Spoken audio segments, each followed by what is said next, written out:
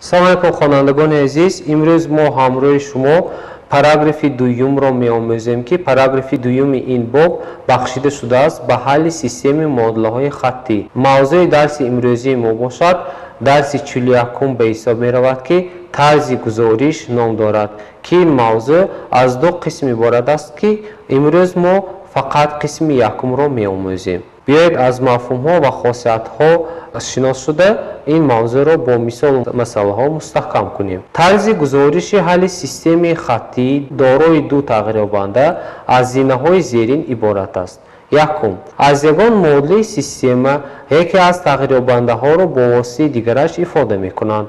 дуюм, ифодаи додашударо дар модулии дигари система ба ҷои тағйирёбандии он мегузоранд. сеюм, модулии дорои як тағйирёбандии ҳосилшударо ҳал мекунанд. чорум, қимати мувофиқи тағйирёбандии дуюмро меёбанд. истифода аз тарзи гузориш ҳангоми ба як баробарӣ будани яке аз коэффициентҳои назди номаълуми ягон модулии система хеле мувофиқ ва қулай мебошад. биёед хонандагони азиз ин мавзӯъро бо мисолҳо мустаҳкам кунем. дар шарти мисоли якум чунин омадааст. мисоли якумро қайд мекунем ки он ба намуди зерин дода шудааст y баробар 7 минуси 3x ва модули дуюми он бошад ба минуси 5x ҷамъи 2y баробари 3 дода шудааст ки онро ҳамроҳ ҳал мекунем. яъне ки мо имрӯз ҳамроҳи шумо хосиятҳо умуман мафҳуми системаи модулаҳои алгебравии хаттӣ ду номаълумдорро истифода карда аз инҷо тағйирёбандии x ва y-ро меёбем. бигузор модули якумро бетағйир мегузорем барои он ки дар инҷо аз модули якум аллакай y бо воситаи x ифода карда шудааст. ба ҷои y дар модули дуюм қимати модуларо мегузорем. пас минуси 5x ҷамъи 2 зарби 7 минуси 3x баробари 3 ҳосил мешавад. аз инҷо модулии баробарқувваро ҳосил мекунем. модули якумро бетағйир мегузорем 7 минуси 3x ва ба модули дуюм гузоштем ки модули дуюм аз модули як тағйирёбандадор иборат шуд. онро ҳал мекунем. яъне минуси 5x 2ро ба 7 зарб кунем ҷамъи 14 2ро ба минуси 3x зарб бизанем минуси 6x баробари 3 ҳосил мешавад. аз инҷо минуси 5x минуси 6x алоҳида онро дар поён менависем. минуси 11x ба ҳисоб меравад. 14ро ба тарафи рост мегузаронем. аломати он тағйир меёбад 3 минуси 14 дар натиҷа минуси 11x баробар мешавад ба минуси 11 ё x-ро ҳангоми ёфтан баробар мекунем.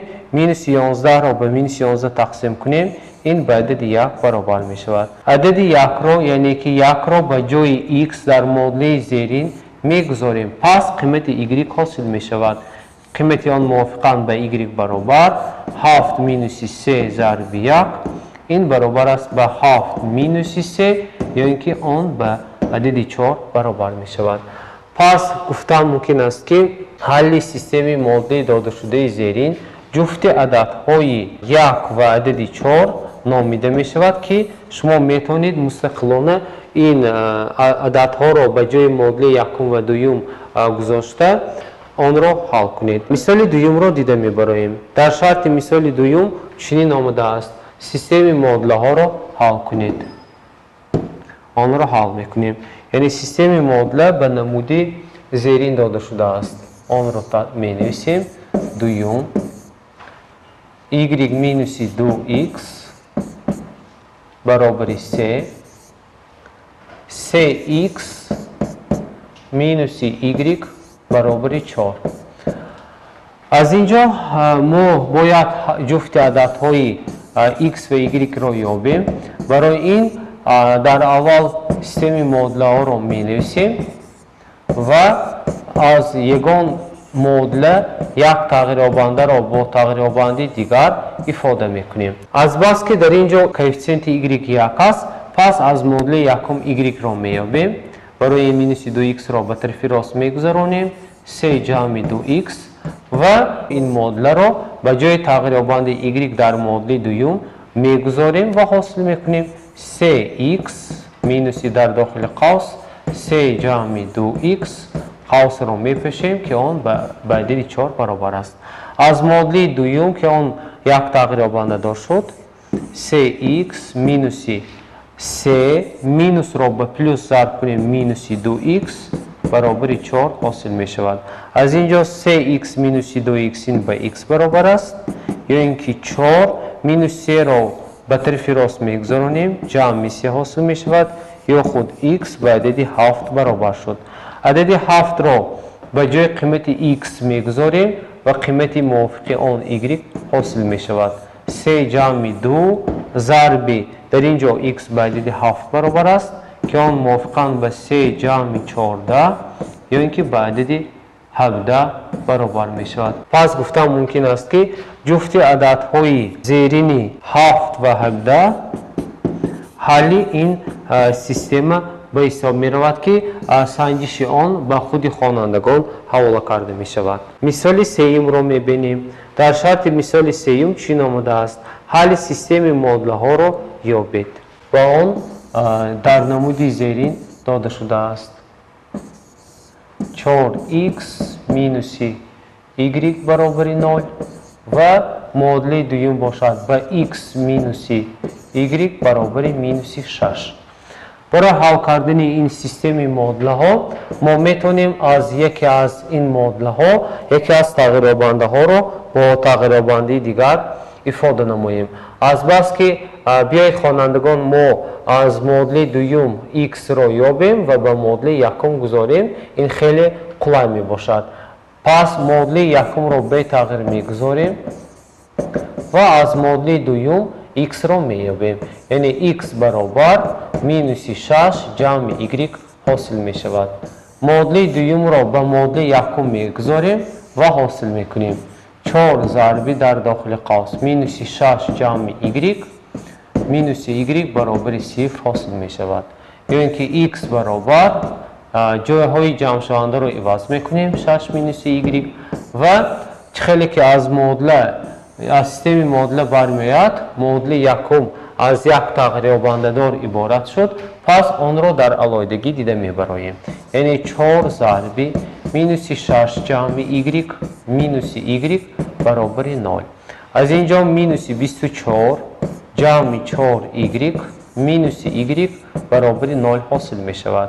از 4y را ترک نماییم 3y مینوس 24 را به طرف راست میگذارانیم که آن به 24 برابر می شود. y را یابیم 24 را به 3 تقسیم کنیم به عدد 8 برابر شد. پس 8 را به جای y در معادله دوم میگذاریم و قیمت x را حاصل میکنیم که آن موافقاً به 8 مینوس 6 و جواب آن به عدد 2 برابر می شود. پس جفت عددها را ما حاصل کردیم که یکی از آنها به 2 و دیگری به عدد 8 برابر شد. این بود مثال سومی موضوع امروز. مثال چهارم را دیده میبریم. در شرط مثال چهارم چی آمده است؟ سیستم معادله ها را حل کنید. آن را قید میکنیم. سیستم معادله به نمود زیرین داده شده است. 2 ضرب 4x مینوس 6 مینوس y جمع 3 برابر 5x. معادله دوم باشد 9 ضرب در داخل قوس x جمع y مینوس 12 برابر 6x جمع 10y. برای حل کردن این سیستم معادله ها ما باید در اول این سیستم را تبدیل دهیم. باید تا اون دمی که تبدیل دهیم که از یکی از تغییرابنده ها x یا از دیگر y یافت شود. برای این قوس ها را میکشاییم. سیستم را برابر قوه میکنیم. 2 را با 4x ضرب کنیم 8x مینوس 2 را با y ضرب کنیم مینوس 2y جمع 3 برابر 5x حاصل می شود.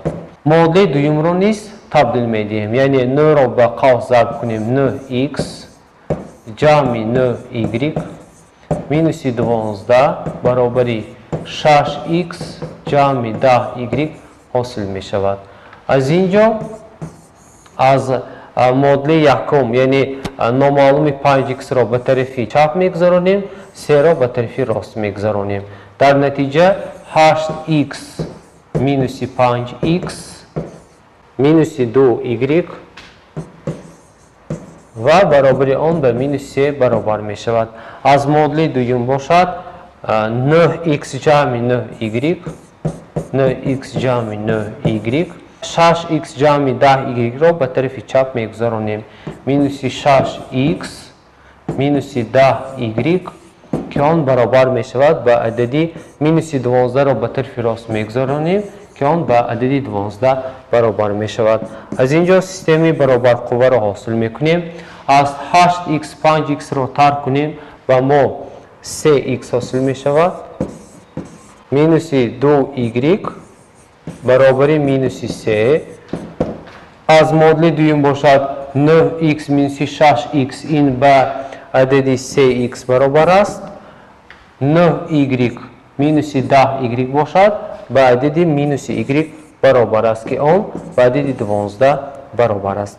پس ما میتونیم از معادله دوم y را یابیم و با معادله یکم گذاریم. بیاید معادله دوم را به جای یکم می نویسیم، یعنی y برابر 3x مینوس 12 حاصل می شود و این معادله را گرفته با معادله یکم به جای تغییر یابنده می گذاریم و حاصل می کنیم 3x مینوس 2 ضرب 3x مینوس 12 این برابر می شود به عددی مینوس 3. اکنون از معادله دوم چیزی که به شما معلوم است معادله یک نامعلوم دار حاصل شد، آن را در علیحدگی دیده می براییم و آن چنین می شود 3x مینوس 2 ضرب 3x مینوس 12 برابر مینوس 3 یا اینکه 3x مینوس 6x جمع 24 برابر مینوس 3. از اینجا 3x مینوس 6x این به مینوس 3x برابر است یا اینکه این برابر است به مینوس 3 مینوس 24. از اینجا مینوس 3x برابر مینوس 27 حاصل می شود. x را هنگام یافتن مینوس 27 را به مینوس 3 تقسیم کنیم به عدد 9 برابر می شود. پس 9 را می گیریم و به جای معادله یکم داده شده می گذاریم و قیمت y را حاصل می کنیم. پس y برابر 3 ضرب 9 مینوس 12 یا اینکه y برابر می شود به 27 مینوس 12 یا قیمت عددی آن به عدد 15 برابر می شود.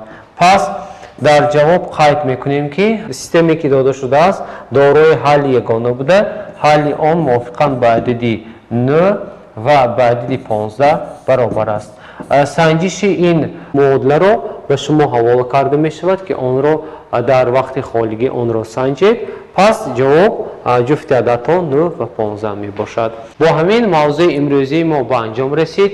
برای مستحکم کردن موضوع امروزه به شما یک چند مثال و مسئله ها پیشنهاد کرده می شود که آنها را باید اجرا کرد. خوانندگان عزیز، با همین موضوع امروزی ما به پایان رسید. خیر تا درس آینده موفق باشید.